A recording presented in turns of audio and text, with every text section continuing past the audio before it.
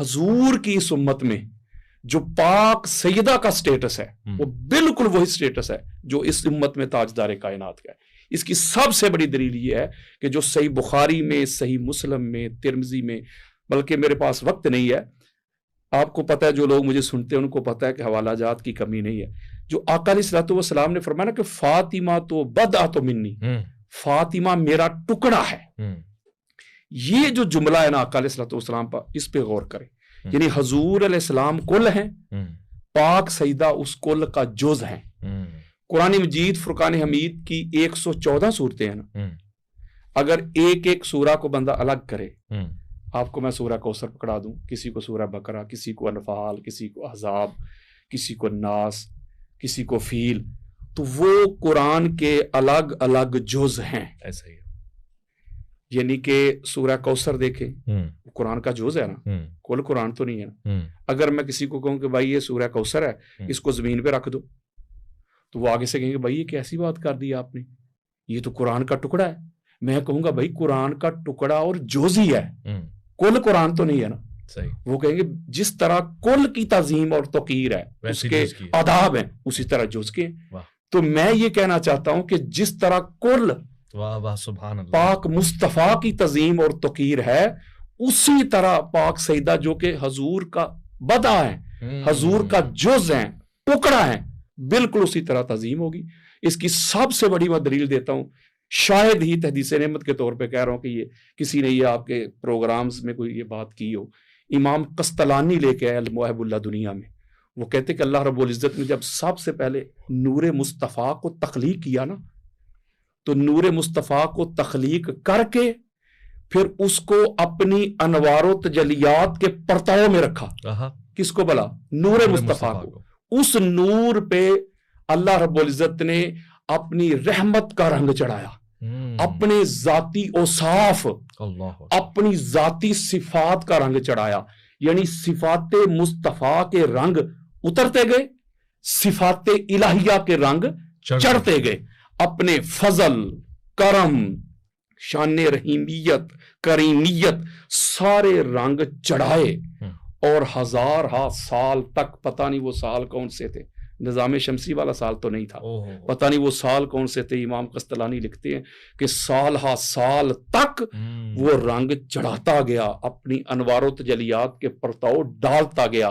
میں ایک سوال آپ سے پوچھتا ہوں اویس بھائی، وہ جو اللہ رب العزت تاجدار کائنات پہ اپنی صفات کے رنگ چڑھا رہا تھا، اپنی انوار و تجلیات کے پرتاؤ ڈال رہا تھا، تو کیا وہ جو بدعت رسول ہے، وہ پاک بی بی فاطمہ بطول زہرا، اس ذات پہ اللہ کی رحمت کی بارش نہیں برس رہی تھی؟ اور اس کی سب سے بڑی دلیل ایک اور سن لے، جس کو امام عبد الرؤف المناوی اتحاف السائل میں یہ روایت لے کے اہل سنت کے سر کا تاج ہیں.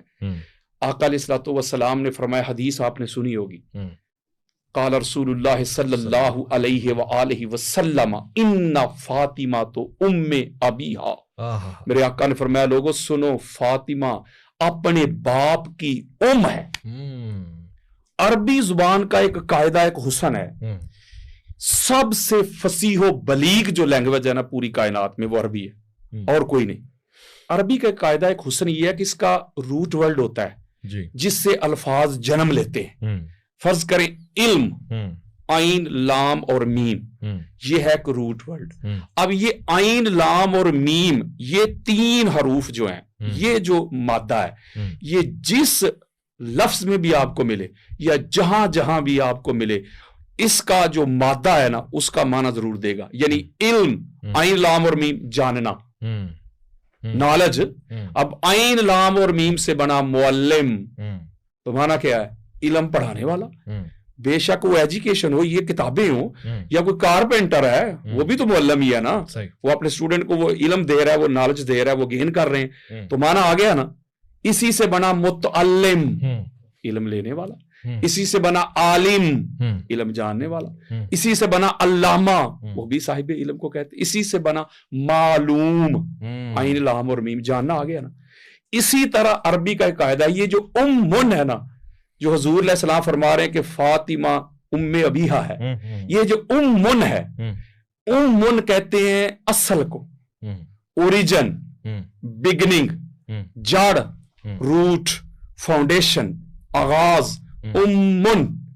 कुरान मजीद फुरकान हमीद की जो पहली सूरा है जी, वो सूरह फातिहा है जी। यानी सूरह फातिहा से कुरान शुरू होता है। ऐसे ही कुरान का आगाज सूरह फातिहा, कुरान की इब्तिदा सूरह फातिहा। तो उसे पढ़ें, उसे कहते उम्मुल कुरान, उम्मुल कुरान, कुरान की इब्तिदा, कुरान का आगाज। इसी तरह जितने भी अलूम हैं, जो मेरी तकदीर में लिखा है, जो आपकी तकदीर में लिखा है, कुरान भी कहता है वो लोहे महफूज में लिखा हुआ है। तो उसे कुरान क्या कह रहा है लोहे महफूज को? उम्मुल किताब, उम्मुल किताब, वाह वाह वाह, आ गया, उम्मुल किताब, आगाज आ गया। हाँ। अब ये साइंस भी कहती है, कुरान भी कहता है, ये जो अल्लाह रब्बुल इज्जत की ये जमीन है, इसके ऊपर पानी ही पानी था। साइंस भी कह रही है, कुरान भी कह रहा है। और इस कायनात में जो जमीन का पहला टुकड़ा नमूदार हुआ है, बस्ती जो बनी है जी, वो थी शहर मक्का।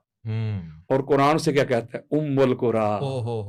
यानी इस करिया की बड़ी खास और बड़ी लतीफ बात है ये वैस भाई, आपकी तवज्जो चाहूंगा। यानी इस कायनात की इब्तिदा, इस करिया, इस बस्ती की इब्तिदा मक्का, वो भी उम्मुल कुरा। और आका अलैहिस्सलातु वस्सलाम की जात क्या है, इसमें मैं आपको सैकड़ों हवाले दे सकता हूं कि सबसे पहले हजूर अलैहिस्सलाम के नूर को अल्लाह ने तख्लीक किया, फिर हजूर के नूर से सारी कायनात बनी है।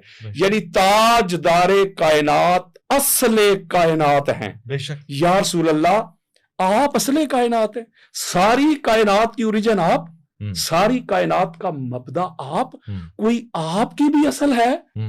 मेरे आका ने फरमाया, लोगों, मोहम्मद की असल का नाम ज़हरा है, अल्लाह, मोहम्मद के मबदा का नाम ज़हरा है, मोहम्मद की बिगनिंग का नाम ज़हरा है। जिस नूर से अल्लाह ने पाक सईदा को तख्लीक किया है, उसी नूर से अल्लाह ने पाक मोहम्मद को तख्लीक किया है। अब मुझे बताएं कि अब कोई भी बंदा, कोई पढ़ा लिखा जाहिल, वो कहे कि पाक सईदा के बारे में मैं कलाम करूं, तो वो उन्हीं पे कलाम हो रहा है ना। अगर पाक सईदा के बारे में कोई कलाम करता है या उनकी तजीम करता है, उनकी तौकीर करता है, उनका अदब एहतराम करता है, तो वो डायरेक्ट बराह रास्त रसूलुल्लाह का अदब है, वो रसूलुल्लाह की तजीम और तौकीर है। नमूसे फातिमा तो ज़हरा नमूसे रिसालत से अलग नहीं, जुदा नहीं है, जोड़ दिया मेरे आका अलैहिस्सलातु वस्सलाम ने। फरमाया फातिमा मेरा टुकड़ा है, मेरी है। अब मुझे बताएं, फिर इस उम्मत में आजकल हम नारे भी लगाए कि गुलामी रसूल में मौत भी कबूल है, सारा कुछ कुर्बान करने की बातें करें, और आका अलैहिस्सलातु वस्सलाम की साहबजादी के बारे में इस तरह का सलूक रखें। आका अलैहिस्सलातु वस्सलाम की साहबजादी के बारे में जो मुंह में आए में कह दे, हम सोचे भी ना। तो इस उम्मत में, इस कायनात में जो स्टेटस ताजदार कायनात का है नबूवत और रिसालत के अलावा, वो ही स्टेटस पाक सईदा फातिमा बतूल ज़हरा सलावतुल्लाह अलैहा।